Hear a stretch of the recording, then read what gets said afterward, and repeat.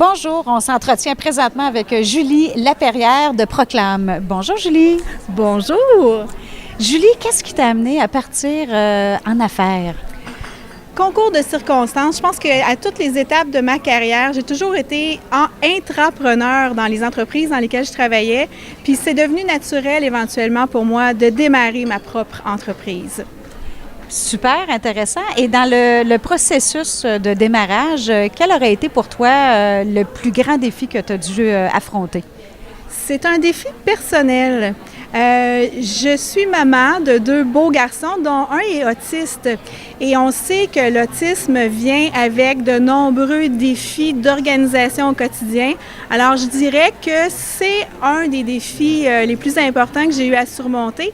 D'un côté, le fait d'être à mon propre compte, ça me permet d'avoir une certaine latitude pour prendre soin de mon garçon. Et d'un autre côté, être en affaires, ça prend beaucoup d'investissement de temps et d'investissement de soi. Donc, il y a un équilibre à trouver là-dedans. Oui, très intéressant. Et pour terminer, de quelle façon tu as réussi à te démarquer? Qu'est-ce qui a fait la clé de ton succès? C'est une question qui est difficile à répondre. C'est difficile de le dire pour soi, mais je pense que fondamentalement, sincèrement, j'aime les gens. J'aime découvrir les gens avec lesquels je travaille.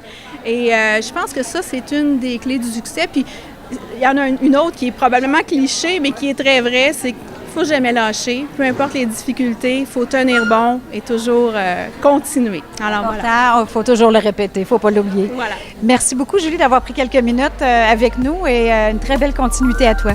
Merci pour cette belle entrevue. Merci beaucoup. Merci. Bonjour, on s'entretient présentement avec Mme Isabelle Lépine des écuries Bellisa. Bonjour Isabelle. Bonjour. Isabelle, qu'est-ce qui t'a amené à partir ta propre affaire? À partir de ma propre affaire, écoutez, j'ai la passion des chevaux depuis que je suis toute petite. Ça m'a été transmis par mes parents, mes grands-parents. Je suis la 4e génération. Et de fil en aiguille, je me suis mis à donner des cours d'équitation. Et hop, j'ai fait mon cours en lancement d'entreprise, débuté un bac en administration, puis ça m'a poussé vers l'entrepreneuriat. Oh, wow! Super intéressant. Et dans le démarrage de tout ça, Isabelle, quel aurait été pour toi, dans le fond, le plus grand défi, la plus grande difficulté que tu as rencontrée? La plus grande difficulté, en fait, c'est le fait de ne pas avoir de manège intérieur. Là. On est à l'extérieur, donc c'est de gérer avec la température, mais sinon, on va très bien malgré tout. Et dans votre cas, quelle serait la clé du succès de votre entreprise? Qu'est-ce qui vous a démarqué? Je crois que c'est la passion des chevaux, la passion, l'entretien des chevaux et l'amour profond de votre profession, les gens le sentent, exactement. Ça se ressent et ça vous a démarqué. Et de transmettre notre passion aux gens autour de nous. Oui. Bien, merci beaucoup Isabelle d'avoir pris quelques minutes. Alors, une très belle continuité à toi et ton entreprise. Merci. Bonjour, on s'entretient présentement avec Marie-Hélène Grenier, chiropraticienne du Centre de santé Saint-Rodrigue. Bonjour Marie-Hélène. Bonjour Isabelle. Marie-Hélène, on aimerait savoir ce matin, qu'est-ce qui t'a poussé à te lancer à ton propre compte en affaires il y a quelques années déjà? Bien oui, ça fait déjà 17 ans de ça. Bien comme chiropraticien, c'est tout à fait normal, un peu comme les dentistes, là, d'être à notre compte. Moi, je voulais être chiropraticienne, puis ça vient avec. J'ai pas vraiment eu le choix. C'est automatique avec votre métier. C'est ça. Puis là, bien, j'ai appris sur le tas, comme on dit, là, à être en affaires. Puis j'y prends goût. Ah, c'est bon, oui. C'est bon. Et dans cet apprentissage-là, dans le démarrage à l'époque, peut-être de ta première clinique, qu'est-ce que tu pourrais dire qui a été ton plus grand défi pour toi? D'aller chercher de démarrer. Je me souviens encore, ma première semaine, j'avais aucun client. Moi, je pensais que quand j'allais avoir mon diplôme en main, que tout le monde allait arriver par magie. Ça fait qu'il a fallu que je sois créative pour laisser savoir aux gens que j'étais là, que je pouvais les aider pour telle condition. Puis petit à petit, bien, ça l'a fait son chemin. Mais je suis vraiment partie de zéro. Puis le gros défi, c'était d'apprendre c'est quoi le développement des affaires. Oui, tout à fait. Oui. Et suite à maintenant, comme tu dis, 17 ans, qu'est-ce que tu pourrais dire qui a été la clé de ta réussite avec le temps? De persévérer, parce que c'est pas toujours facile. Donc, il faut continuer d'être passionné.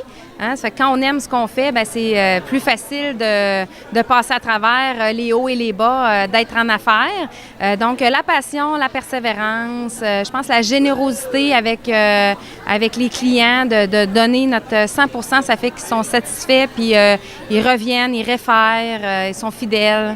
Ça porte fruit. Je confirme, ayant été moi-même ta cliente, je confirme. Et merci Marie-Hélène d'avoir pris quelques minutes pour nous jaser, puis une belle continuité à toi. Merci beaucoup Isabelle. Merci.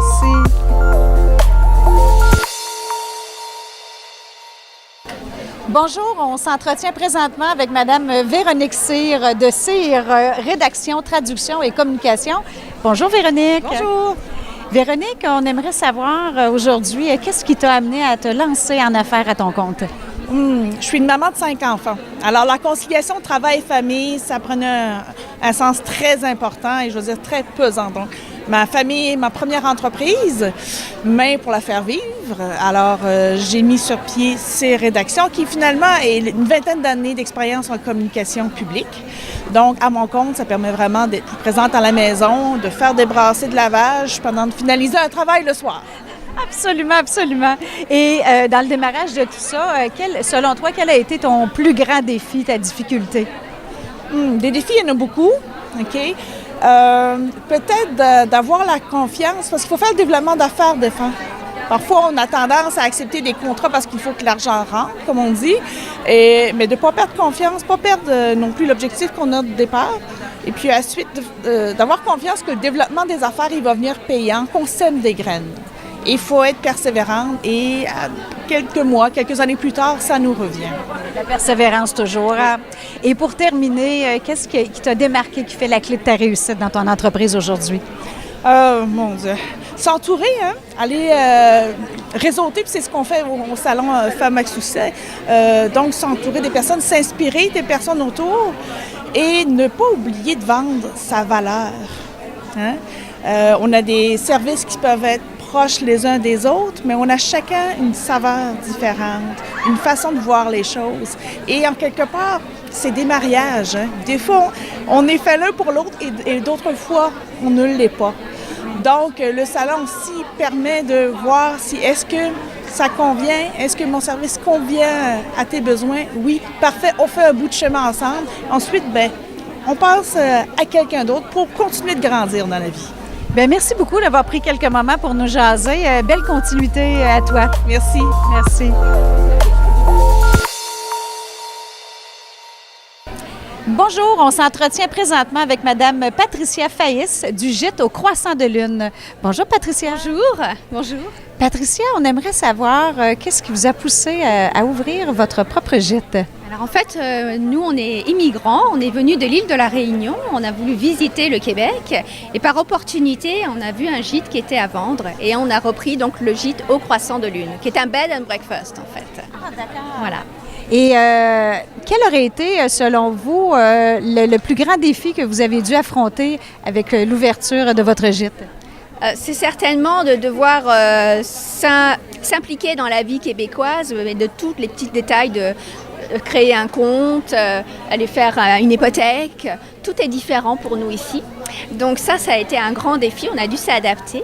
Mais quand on a une énergie en tant qu'immigrant, tout est neuf. Donc cette énergie, on l'avait et puis on est très content d'avoir... Ça stimule en même temps. Oui, tout à fait. Et pour terminer, qu'est-ce qui vous démarquerait, qui ferait la clé de votre succès aujourd'hui?